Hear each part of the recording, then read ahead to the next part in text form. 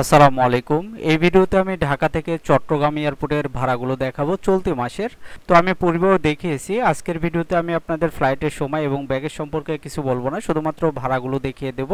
তো যাই হোক, আমি শর্টকাটে ভাড়াগুলো দেখাবো। প্রথমে যদি আমরা বিমান বাংলাদেশ এয়ারলাইন্সের ভাড়াগুলো দেখি, তো বিমান বাংলাদেশ এয়ারলাইন্সে 11 তারিখ যে ভাড়া আছে তা হলো 4,699 টাকা। 12 তারিখ আছে 3,199 টাকা। এরপর 13, 14, 15, 16 একই ভাড়া 3,199 টাকা।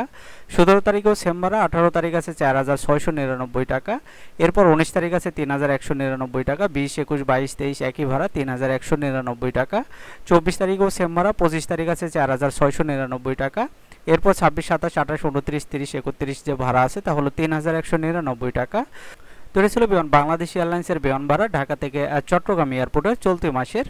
তো আমরা যদি এখন ইউএস বাংলা এয়ারলাইন্সের ভাড়াগুলো দেখি, আপনারা দেখতে পাচ্ছেন 11 তারিখ যে ভাড়া আছে তা হলো 4,699 টাকা। 12, 13, 14 একই ভাড়া 4,699 টাকা।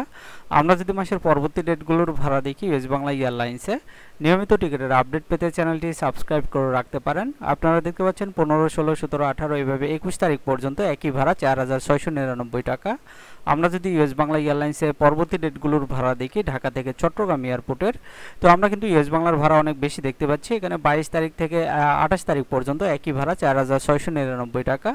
আমরা যদি মাসের শেষ তারিখগুলোর ভাড়া দেখি, আপনারা দেখতে পাচ্ছেন 29, 30, 31 একই ভাড়া 4,699 টাকা।